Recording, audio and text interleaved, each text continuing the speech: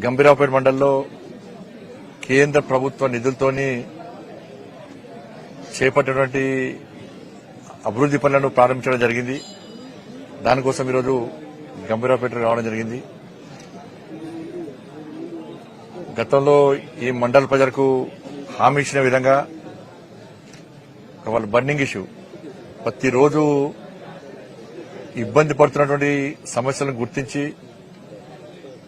వాటిని కేంద్ర ప్రభుత్వం నరేంద్ర మోడీ గారి ప్రభుత్వం యొక్క నిధులతోని ఆ పనులను చేపట్టి ఈరోజు ప్రారంభించడం జరిగింది. ముఖ్యంగా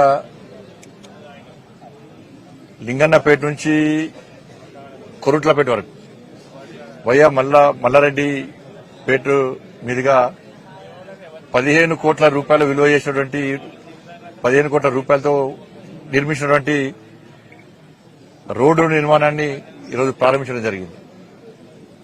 దాంతోపాటు గంభీరావుపేట మల్లారెడ్డిపేట మీదుగా 8 కోట్ల 60 లక్షలతోని బ్రిడ్జ్ నిర్మాణం కూడా చేపట్టడం జరిగింది. గతంలో గంభీరావుపేట నుంచి మల్లారెడ్డిపేట రావాలంటే లింగన్నపేట తిరిగి వచ్చేటువంటి అవకాశం ఉండే. అక్కడ కూడా చాలా సందర్భాల్లో ఇబ్బంది పడ్డారు ప్రజలు.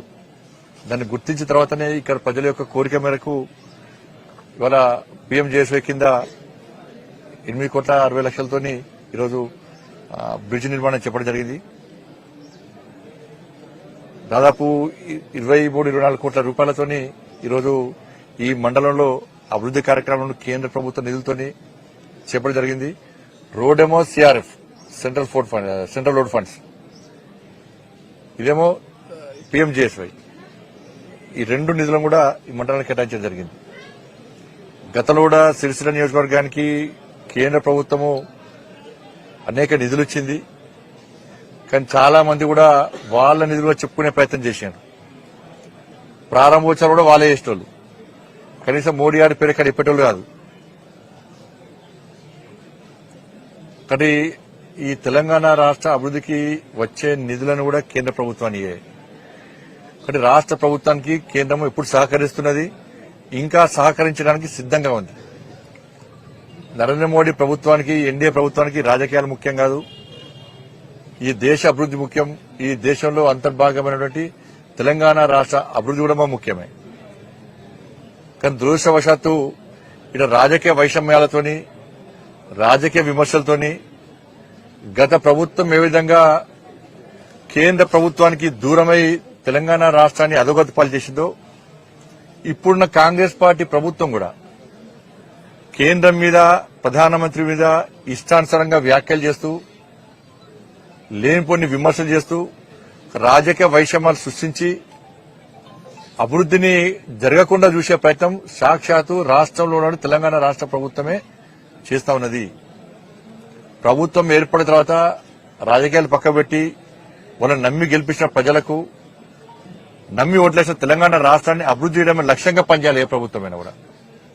కానీ పేరు ప్రఖ్యాతుల కోసము, రాజకీయాల కోసం తెలంగాణ ప్రజలకు అన్యాయం చేసే విధంగా, తెలంగాణలో అభివృద్ది జరగకుండా మొండి పట్టుకుపోయి షో పాలిటిక్స్ చేస్తుంది తెలంగాణ రాష్ట్ర ప్రభుత్వం.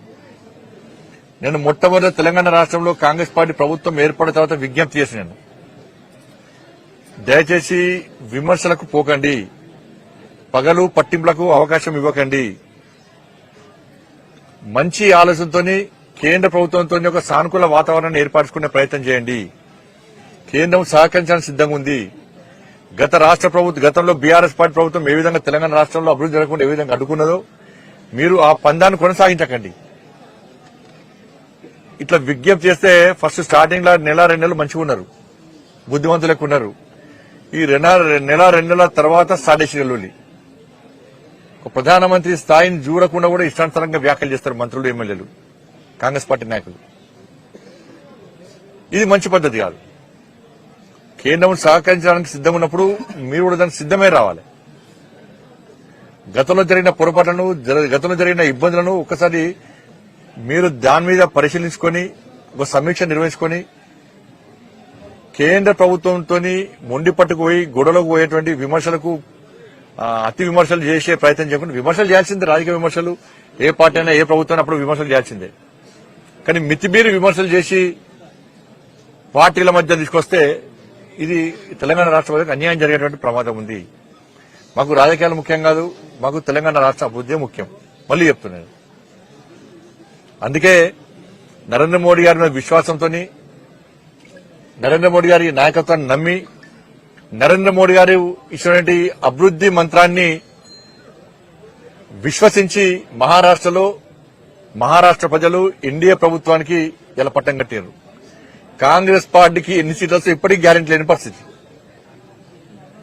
220 సీట్లకు పైగా ఇలా భారతీయ జనతా పార్టీ ఎన్డీఏ కూటమి గెలుచుకోబోతున్నది. ఇక్కడ తెలంగాణ రాష్ట్ర ముఖ్యమంత్రి మహారాష్ట్రపై చెప్పని అబద్దం లేదు. ఇక కర్ణాటక ముఖ్యమంత్రిపై చెప్పని అబద్దం లేదు. హిమాచల్ ముఖ్యమంత్రిపై చెప్పని అబద్దం లేదు. హిమాచల్లో 10 గ్యారెంటీలు, కర్ణాటకలో పాంచన్యాయం వేయరు, తెలంగాణలో 6 గ్యారెంటీలను వేరు. ఇక్కడ పైసలు తీసుకుపోయి అక్కడ యాడ్లు ఇచ్చారు. సిరిసిల్ల నియోజకవర్గాన్ని పైసలు ఇవ్వమంటే పైసలు లేవు, కానీ పోయి అక్కడ యాడ్లు ఇచ్చారు. తెలంగాణ పైసలు తీసుకుపోయి అక్కడ యాడ్లు. గతంలో కేసీఆర్ ఏం చేసిండు? తెలంగాణ పైసలు పంజాబ్ లో చెక్కులు ఇచ్చిండు. రైతులకు ఇక్కడ రైతులను ఒక్క రూపాయి ఇయ్యలే, పోయి రైతు ఒక పంజాబ్ రైతులకు ఇచ్చేసిండు. ఫస్ట్ చలం చెక్కులు ఇచ్చిండు, మళ్ళీ ఏం చేసిండు? మళ్ళీ ప్రేమ తెలియదు అవి. ఆయన దేశవ్యాప్తంగా యాడ్లు ఇచ్చేయండు పైసలు తీసుకుపోయి. ఉన్న పైసలు వీళ్ళు వాళ్ళ సొంత ప్రచారానికి పెడుతున్నారు తప్ప దాన్ని ప్రజా సంక్షేమానికి మాత్రం ఉపయోగించే ప్రయత్నం చేస్తలేరు. అవి కూడా అబద్దాలు ప్రచారం చేస్తున్నారు. కాబట్టి మహారాష్ట్రలో కాంగ్రెస్ పార్టీ ఓటమికి ప్రధాన కారణం హిమాచల్, కర్ణాటక, తెలంగాణ రాష్ట్రాల్లో కాంగ్రెస్ పార్టీ ప్రభుత్వాలు వైఫల్యం చెందడమే, ఇచ్చిన హామీలు నెరవేర్చకపోవడమే మహారాష్ట్రలో ఐఎన్డీఏ కూటమి ఓటమికి ప్రధాన కారణము. వీళ్ళు 6 గ్యారెంటీలు అమలు చేస్తామని చెప్పన్నారు, కానీ ప్రజలు నమ్మలే. ప్రజలు వాస్తవాలు తెలుసుకున్నారు. నేను వేనా, కిషన్ రెడ్డి గారు వేరు, మాతో పాటు చాలా మంది నాయకులు వచ్చినట్టు ప్రచారం చేసినాం. ఆ రోజు చెప్పినా మేము ఎట్టి బస్తో ఇక్కడ ప్రజలు చాలా సీరియస్ ఉన్నారు. నరేంద్ర మోడీ గారి మీద విశ్వాసంతో ఉన్నారు. కాంగ్రెస్ పార్టీ పేరు చెప్తూనే చేసుకునే ప్రయత్నం చేస్తున్నారు. కాబట్టి మహారాష్ట్ర ప్రజలకు కూడా తెలంగాణ రాష్ట్ర ప్రజల తరపున, తెలంగాణ భారతీయ జనతా పార్టీ తరపున ఓటర్ మహాశయులందరూ కూడా హృదయపూర్వక అభినందన తెలియజేస్తున్నాం. కష్టపడి పనిచేసిన ప్రతి కార్యకర్తకు, నాయకుడు కూడా హృదయపూర్వక అభినందన తెలియజేస్తున్నాం. జార్ఖండ్ లో పోటాపోటీ నడుస్తున్నది. మహారాష్ట్ర మాత్రం వారు వన్ సైడ్ లెక్కనే ఇలా భారతీయ జనతా పార్టీ కూటమి, ఎన్డీఏ కూటమి మొత్తం దూసుకోబోతున్నది. ఉత్తరప్రదేశ్ లో కూడా ఇలా భారతీయ జనతా పార్టీ అధిక స్థానాలు పార్లమెంట్, అక్కడ కూడా ఇలా మేమే గెలుస్తున్నాం. ఆడ కూడా బై ఎలక్షన్స్ లో ఇది వాస్తవం.